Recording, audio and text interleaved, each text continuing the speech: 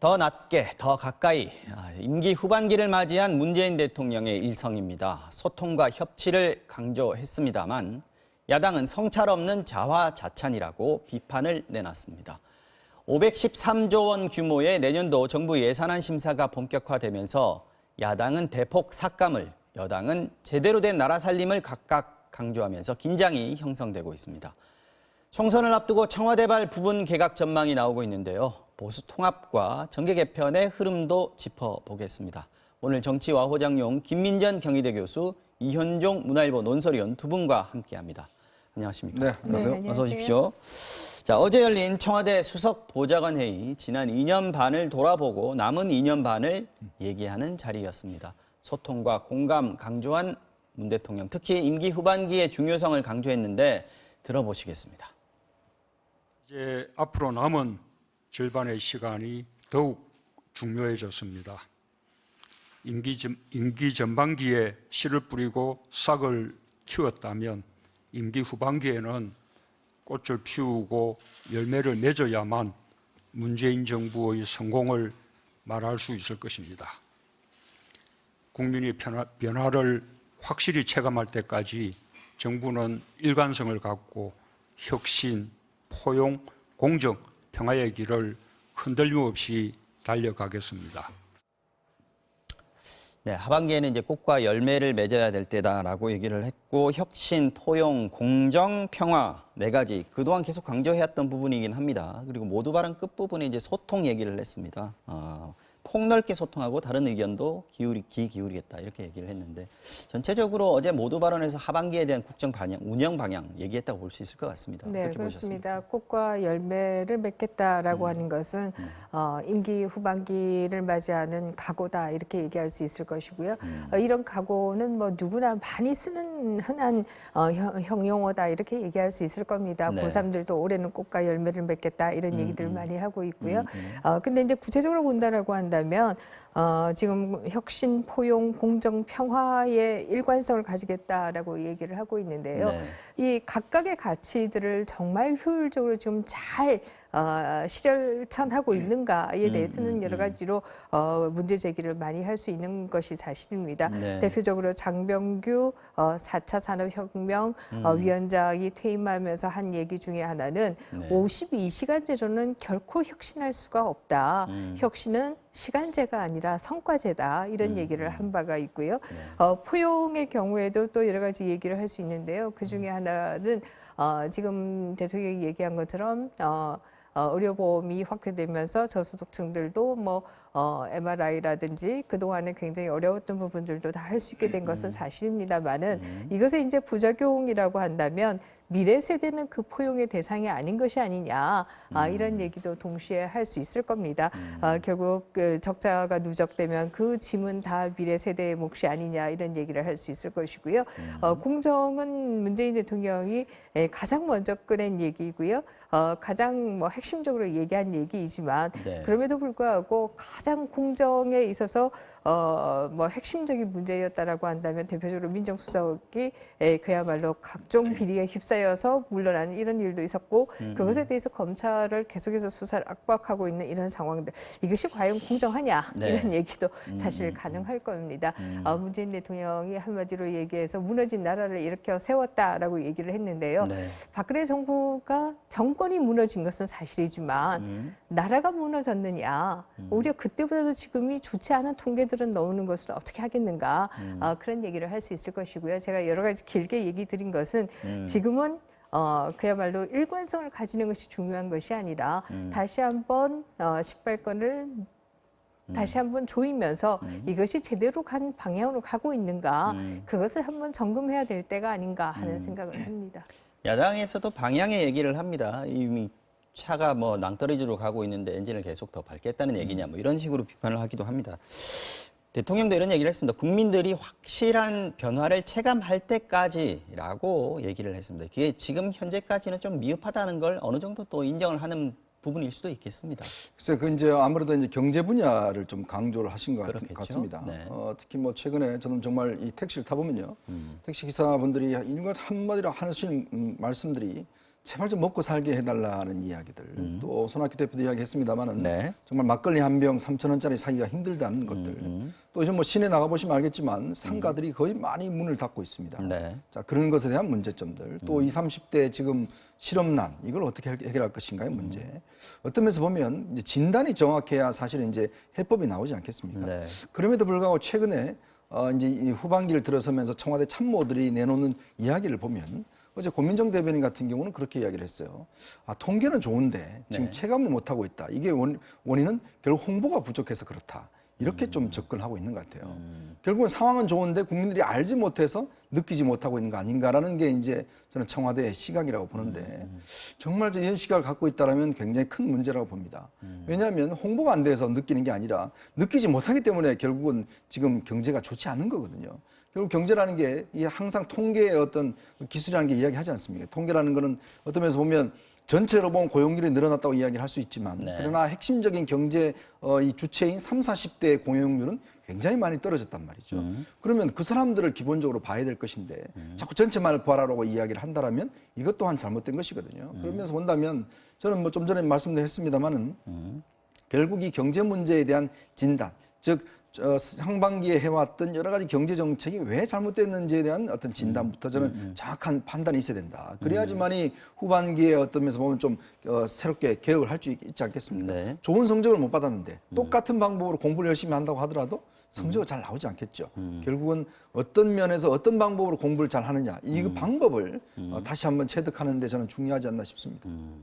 꽃과 열매를 맺기 위해서는 지금 현실에 대한 진단부터 바로 해야 된다라는 말씀이셨고 그 부분에 대해서는 야당 특히 이제 자유한국당에서도 똑같은 얘기를 하고 있습니다. 성찰이 없다, 자화자찬뿐이다 이렇게 얘기를 하고 있는데 야당이 그래서 당장 칼을 들이댈 곳이 내년도 정부 예산안입니다. 513조 원 사상 최대죠. 지금 슈퍼 예산이다 이렇게 얘기를 하고 있는데 당정청은 내년에 2%대 경제 성장률을 달성하려면 이 돈이 반드시 있어야 된다 이런 입장인데 야당 생각은 다른 것 같습니다. 여야 입장 들어보겠습니다.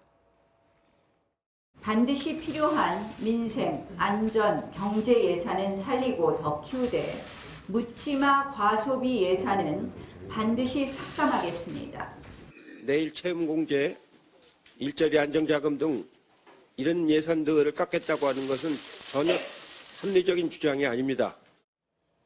네, 나경원 원내대표 묻지마 과소비 예산이다라고 얘기했고 등골 브레이커 예산 이런 얘기도 했는데 지금 14조 5천억 원을 깎겠다 지금 이렇게 공언을 하고 있거든요. 그렇게 되면 지금 513조니까 500조 밑으로 깎겠다 이런 얘기인 것 같습니다. 네, 일단 지금 예산이 우리가 작년보다 한 11% 증가했습니다. 네. 그래서 지금 514조 원 달하는 예산이 책정이 되어 있는데요. 네. 지금 야당 입장에서 보면 이게 매년 문재인 정부 들어서서 이제 예산이 10% 정도씩 지금 올라가고 있어요. 그러면 그만큼 재정을 많이 쓴다라는 이야기거든요. 네. 지금 보시면 우리나라 이제 국가 부채 채무 비율이 GDP 대비 이제 40%인데 이것마저 이제 깨진 상황이고요. 네. 그리고 지금 재정의 차질은 이 얻는 세금보다는 쓰는 돈이 더 많아졌습니다. 이번에 보면 재정 수입 적자가 지금 벌써 57조 원까지 높아졌어요. 자, 그런 상황에서 지금 이제 어떤 면에서 보면 이 재정을 투입을 해서 경제를 좀 활성화시키겠다는 게 정부의 기본 전략이죠. 지금까지 보면 지난 이제 3, 4분기 같은 경우는 0.4% 성장률을 기록을 했거든요. 그러면 2%를 넘기려면 최소한 지금 4, 4분기에 0.6% 이상 성장률을 기록을 해야 됩니다. 지금 힘들다는 전망이 그렇죠. 많습니다. 그런 전망이 네. 많고 이제 그러다 보니까 돈을 빨리 지금 써라. 지금 뭐 일단 지자체 같은 데 많이 써라. 요즘 제가 길 다녀보면 뭐 보도블록 갈고 그다음에 뭐 저 도로 이 차단막 새로 갈고 하는 게 공사가 엄청나게 벌어지고 있어요. 몇십 년 전부터 계속 네, 아닙니까? 그게 보면 결국 이제 지금 재정을 쓰라라고 지금 압박하고 있는 거 아니겠습니까? 네. 한편으로 보면 물론 뭐 2% 성장이 굉장히 중요할 겁니다. 그러나 경제를 하신 분들의 이야기를 근본적으로 보면 결국은 기업이 살아야지만이 그 성장의 동력을 가지고 우리가 경제가 활성화될 수가 있는데 지금 보면 아까 장병규 위원장이 말씀을 했습니다마는 네. 우리 기업들이 좀 규제에 벗어나서 좀 일할 수 있는 분위기를 만들어주고 그걸 토대로 해서 사실은 경제 성장을 해야지만이 이게 제대로 된 경제 성장인데 문제는 재정을 자꾸 이렇게 많이 투입한다고 할 경우에 문제는 결국 일자리 예산인 게 뭐겠습니까? 60대 이상이라든지 이런 데 대한 예산인데 물론 그것도 필요하겠죠.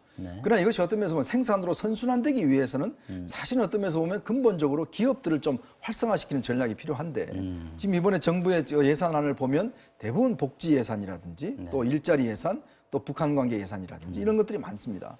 그래서 야당은 이제 이 부분을 좀 집중을 깎겠다는 거예요. 네. 이제 그런 면 비춰본다면 정부가 재정을 이렇게 많이 써도 되는가? 솔직히 그런 걱정도 솔직히 있습니다. 사실 예산을 어디다가 쓰느냐가 사실 정권의 어떤 철학 아니겠습니까? 지금 이제 일자리 예산을 쓰는 것보다 기업 쪽에 그게 더 근본적인 처방이라고 보고 기업 쪽에 더 지원을 해줘야 된다라고 하는 분들도 있는가 하면 지금 당장 일자리가 없어서 괴로운 청년, 노인 일자리 이런 부분에 대해서 좀 지원을 해야 된다라는 목소리가 이제 여권에서 나오고 있는 것 같고요. 사실 재정 적자가 있으면 경기가 활성화돼야 되는데 돈은 들어가는데 경기는 안 살아나고 이게 지금 문제 아니겠습니까? 지금 근데 고민정 대변인이 곡간 재정은 쌓아두면 썩는다 이런 얘기를 했습니다. 이 부분에 대해서 어떻게 생각하세요? 그야말로 흑자 재정이면 아마 이 얘기가 가능할 겁니다. 그야말로 재정이 남으니까 이것을 그냥 남아서 플러스로 처리할 것이 아니라 이것을 적정하게 사용해야 된다 이렇게 얘기할 수 있을 텐데요. 지금 내년 성장률은 잘해야 2% 아니면 1%대 얘기를 하고 있습니다. 우리가 국가 경제가 어렵다라고 한다면 가정 경제를 생각해 보면요. 우리 가정의 뭐 아버지 임금이 내년에 1%로 오른다라고 하면은 기본적으로 어머니가 내년은 대충 쓸 것을 1% 이내에서 맞겠다 이렇게 생각하지 않겠습니까? 10% 이상 늘려서 쓰고 일단 빚을 지겠다 이렇게 생각하지 않을 거 아니겠습니까? 마찬가지다 저는 이렇게 생각합니다. 그래서 이 고간에 쌓아두면 썩는다 이 얘기도 틀린 얘기고요. 사실 케인즈 이론이 실패했다라고 그동안 평가를 받는 큰 이유가 케인즈 이론은 경제가 어려울 때는 국가가 적극적인 재정을 통해서 성장을 좀 부스 역할을 그야말로 불을 지피는 역할을 한다 이게 케인즈 이론인데요. 우리가 서양에서 그동안에 보게 되면은 경제가 좋을 때도 많이 쓰고 나쁠 때는 나쁘기 때문에 많이 쓰고 이것을 통해서 1940년대부터 70년대까지 계속해서 재정 적자가 누적되어서 선진국 국가들이 대부분 다 재정 적자에 허덕였다 이렇게 얘기할 수 있을 것이고요. 그런 면에서 본다라고 한다면 정부나 정치인들은 바로 재정에 그야말로 중독자들이다 이렇게 얘기해도 과언이 아니다 이렇게 얘기할 수 있을 텐데요. 제가 여기서 또 한 가지 더 얘기하고 싶은 것은 야당은 이렇게 얘기하고 있습니다만 정말 야당이 적정하게 예산을 깎으려고 할까? 그 부분에 대해서도 저도 상당히 의문을 가지고 있습니다. 야당도 역시 재정의 중독자인 것은 마찬가지다. 얼마를 따왔습니다. 현수막들도 다 붙일 거 아니에요? 그렇죠. 그러려고 한다면 깎으려고 할까라는 생각을 할 수 있을 것이고요. 두 번째는 이 선진화법의 부정적인 측면이 예산인데요. 선진화법에서는 11월 30일까지 처리를 하도록 하고 11월 30일까지 예산안이 처리되지 못하는 경우에는 다음 날 자동으로 부의하도록 하고 있습니다. 이렇게 하자 일어나는 것이 여당도 합의를 하려고 하지 않고 그냥 버티고요.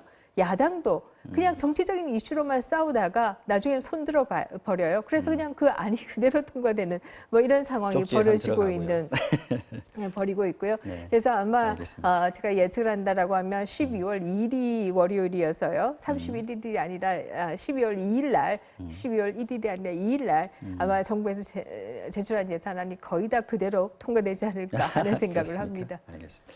어쨌든 정부가 예산을 허투루 쓰지 않게 감시하고 조정하는 그런 역할을 하는 게 국회의 임무죠. 예, 그 임무를 깎아야 할 곳을 제대로 깎고 또 지원해줘야 될 부분들은 또 제대로 지원해주는 그런 국회의 역할 좀 기대해 보겠습니다.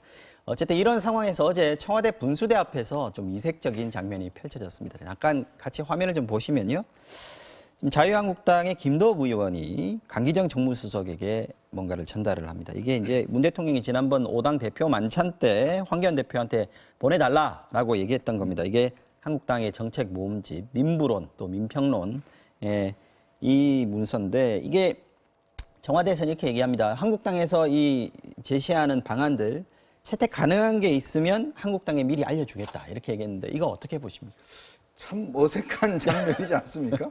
야당의 정책을 저렇게 청와대 앞에 마당에서 저렇게 책자로 주고받는다라고 하는 게 제가 한번 세계 토픽의 날 일종의 세레모니라고 봐야죠. 그렇죠. 그래도. 저는 결국 이게 어떤 면에서 보면 보여주기용이다. 지난번 청와대 만찬에 쓴 다음에 저렇게 전달해 준 것인데 사실은 뭐 이 국회라는 공간도 있고요. 상임위라는 공간도 있고 많은 야당의 정책에 대해서는 충분히 있을 수 있는 그런 방법이 있는데 굳이 저렇게 청와대 앞에서 가서 저렇게 정무석한테 전달해주는 모습을 보면서 야 저렇게 우리 여야 청와대와 야당의 소통이 저 정도 수준인가? 라는 정도로 저는 참 어떤 저 모습을 보면서 뒤에 경찰차도 있고요. 참 이렇게 보면 참 좀 참담한 느낌이 솔직히 듭니다. 그렇습니다. 그래서 소통의 정말 모양이 저런 모양으로 과연 돼야 되는가? 좀 좋게 보셔도 되잖아요. 아니, 그러니까 뭐 좋게 봐도 되는데 문제는 과연 저게 또 채택이 될 거냐의 문제예요. 왜냐하면 뭐 저런 식으로 전달해서 과연 뭐 채택이 될 가능성이 있겠습니까? 네. 결국은 보면 어떤 면에서 보면 여야 간의 소통이 여러 가지 단계의 정책위 의장도 있고요. 여러 가지 단계가 있습니다. 또 각 상임위가 있고. 자, 그렇다면 그 단계에서 어떤 면에서 보면 여야 간의 논의 구조가 만들어져야 되는데 그 논의 구조는 하나도 없고 저렇게 어떤 면에서 보면 저는 어떤 면에서 보면 야당도 저 필요성이 있었을 거예요. 뭔가 이제 하고 나서 야당도 국정에 협조한다라는 우리가 목소리를 냈다. 목소리를 냈다라는 걸 좀 표시하고 싶었을 것이고 또 강기정 수석도 이미지 좀 쇄신을 하고 싶었을 것이고 아마 그런 측면에서 연출된 장면인데 실질적인 저는 내용은 없을 거로 봅니다. 알겠습니다. 뭐 이 정도 하죠.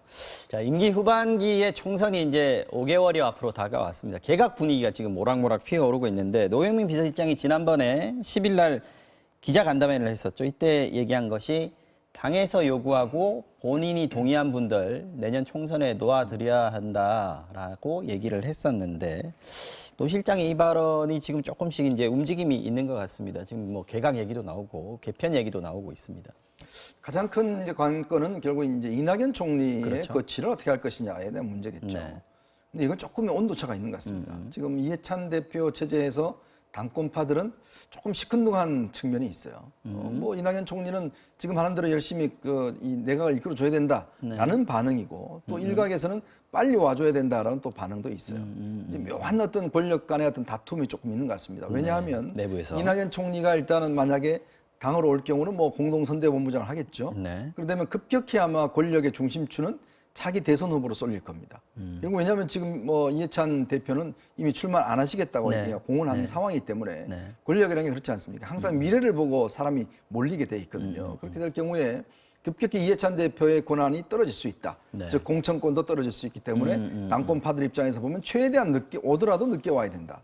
이런 입장인 것 같고 지금 이낙연 총리는 가급적이면 빨리 가서 자리를 잡는 게 본인으로서는 여러 가지 유리한 점이 있다. 더군다나 또 지금 일부 장관들도 어떤 면에서 보면 공천 되기 전에 빨리 움직여야지만이 지금 효과가 보니까요. 아마 그런 측면에서 본다면 일단 12월 3일 날 이제 지금 패스트트랙이 이제 본회의에 올라가지 않습니까? 네네. 아마 그 전에는 오지는 못할 것이고요. 아마 그 이후에 어떤 변화가 있지 않겠는가? 그렇게 12월 3일 생각되는데 이후에. 그렇죠. 네. 근데 문제는 이제 차기 총리를 누구로 하느냐, 또 인사청문회를 어떻게 하느냐. 만약 인사청문회가 문제가 될 경우에 또 이게 총선의 분위기에 연결될 수가 있거든요. 네. 그런 어떤 위험 요소를 어떻게 떠날 것이냐. 그런 게 마지막 좀 쟁점으로 남아 있는 것 같습니다.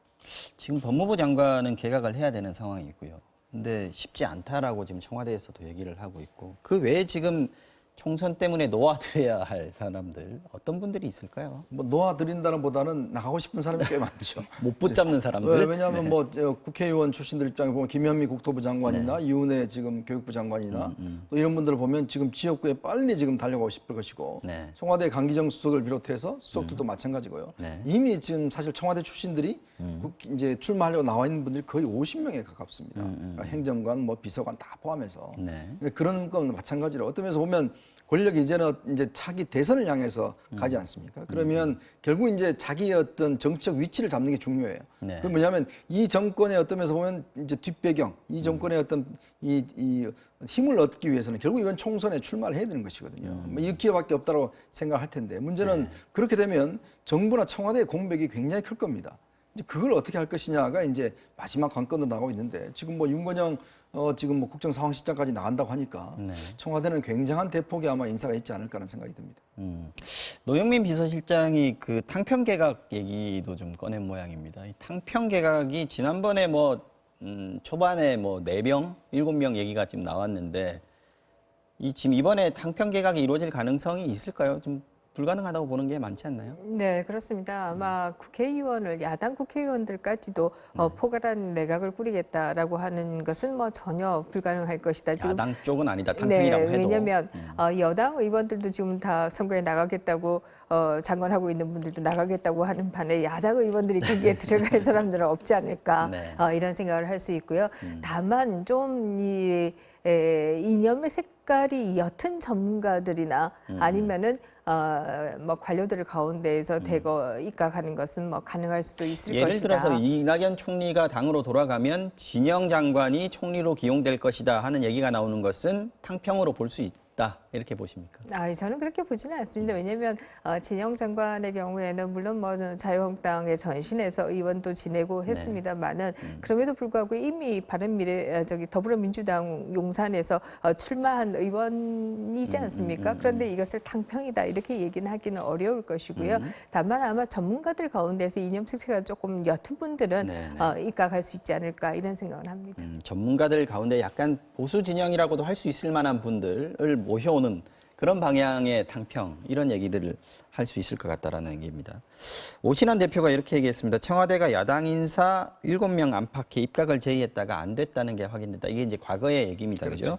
섣부른 입각작은 정치 공작이라는 오해를 살 수 있다. 어저께 그 김관영 의원도 이 자리에 나오셔가지고 의원 빼가기가 될 수밖에 없다 이렇게 얘기했는데 그 부분에 대해서 어떻게 생각하세요? 결국 어떤 면에서 보면 이제 우리가 서구에서 보는 여러 가지 연정의 형태, 예를 들어서 이제 정치 세력 간의 결합을 통해서 이제 내각에 진출하는 거. 이거는 어떤 면에서 보면 상당히 협치의 어떤 그런 모델이 될 수가 있죠. 왜냐하면 예를 들어서 뭐 야당의 어떤 의원 한 명이 개인적으로 오는 게 아니라 그 당의 어떤 정책과 어떤 내용들이 같이 이 정권과 결합이 되면서 당대당 정책 오는 공조를 부분. 하면서 그렇죠. 오는 그게 어떤 면에서 대표로. 우리가 생각하는 이제 협치의 개념이지. 네. 야당의 인사를 갖다가 이제 빼와서 장관을 시킨다 이게 협치다라고 이야기하기에는 굉장히 어려울 겁니다. 그건 뭐냐면 결국 이제 대통령 제하에서 과연 그게 가능하겠냐는 근본적인 의문도 있고요.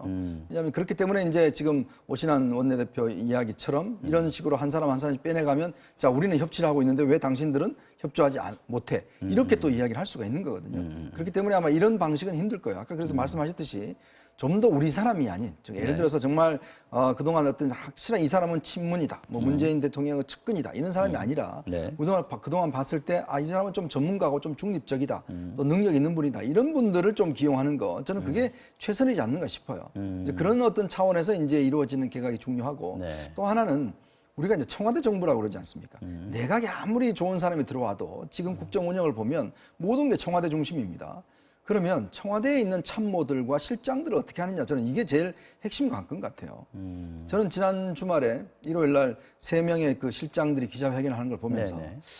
여기부터 좀 교체가 필요하겠구나라는 생각을 저는 절감을 했습니다. 즉 뭐냐면 대통령을 중심으로 이분들은 매일 만나잖아요. 네. 장관들요, 이 재임 중에 대통령 한 번 만나기 힘듭니다.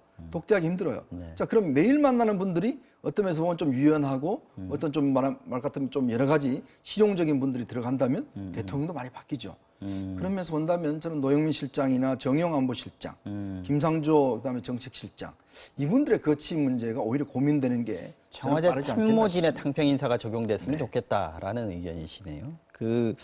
지금 개각 얘기를 했었는데 좀 개편 얘기 하시니까 아까 조금 전에 윤건영 국정상황실장 불허울 출마 가능성에 대해서 얘기가 나왔는데 그 외에도 또 빠져나가고 싶어 하시는 분들이 좀 있는 모양입니다. 네, 그렇습니다. 대표적으로 강기정 정무수석이 있고요. 네. 또 이 정무 비서관의 경우에도 뭐 그러하다라고 얘기할 수 있을 것이고요. 그렇게 되면은 청와대도 자연스럽게 개편이 좀 이루어지지 않을까 이런 생각을 해볼 수가 있을 텐데요. 중요한 것은 청와대의 비서실의 경우에는 한편에 있어서는 대통령이 편안하게 생각하는 사람도 굉장히 중요합니다. 네. 가장 가까이에 있는 분들이기 때문에 그러나 동시에 이 그 그룹 싱킹이라고 얘기를 하죠. 집단 사고에 빠지지 않고 좀 국민의 다양한 생각을 대통령에게 전달할 수 있는 분들로 또 꾸리는 것도 이기 내각이 뭐 청와대가 성공하는 데 있어서 굉장히 중요한 요소가 될 것이다 이렇게 생각합니다. 지금 김광진 전 의원 얘기도 나오는 것 같고요. 그 고민정 대변인도 좀 출마 생각이 있는 모양이에요. 네. 참 이제 다들 이제 글로 좀 가고 이제 아마 이제 지금 이제 그 의원직 총선 출마 포기를 한 이제 그 이철희 의원이나 네. 또 이제 아마 김성수 의원이라든지 뭐 이런 분들이 이제 아마 청와대에 들어갈 것이다라는 생각이 있어요. 있는데 문제는 이제 전 대통령이 좀 옆에 스타일을 좀 바꿔야 된다 봅니다. 왜냐하면 지금 청와대 구성을 보면 네. 굉장히 대통령과 비슷한 신념, 비슷한 스타일의 사람들이 너무 많습니다. 이제 그러다 보니까 회의 자체가 보면 뭐 이견 제시나 토론이 별로 있는 게 아니라 좀 대통령 일방 통행들이 굉장히 많이 벌어지고 있어요. 지금 사실 뭐 노영민 비서실장도 대통령과 성향과 스타일면서 비슷한 분이시거든요. 어떤 면에서 뭐 한편으로 보면 좀 이념형이라고 이야기할 수가 있을 것 같은데 좀 그거보다는 대통령 비서실장은 좀 실용적인 분들, 좀 여야를 넘나들면서 좀 이렇게 할 수 있는 분들 이런 분들로 좀 되면 굉장히 저는 야당과의 협치가 잘 될 수 있을 것 같습니다. 그나마 지난번 임종석 비서실장과 노영민 비서실장이 국회에서 답변한 태도를 보면 좀 여러분들 이제 생각 아실 텐데 그러면 본다면 저는 이번 총선에서 제일 중요한 게 뭐냐면 결국 청와대가 얼마만큼 야당과 이런 반대자를 끌어안느냐가 결국은 문재인 대통령의 성공의 키라고 보거든요. 네. 그러기 위해서는 저는 좀 주변에서 조금 쓴소리를 하는 분들 이런 분들도 좀 많이 배치되는 게 대통령한테는 저는 좋을 것이다 이런 생각이 듭니다.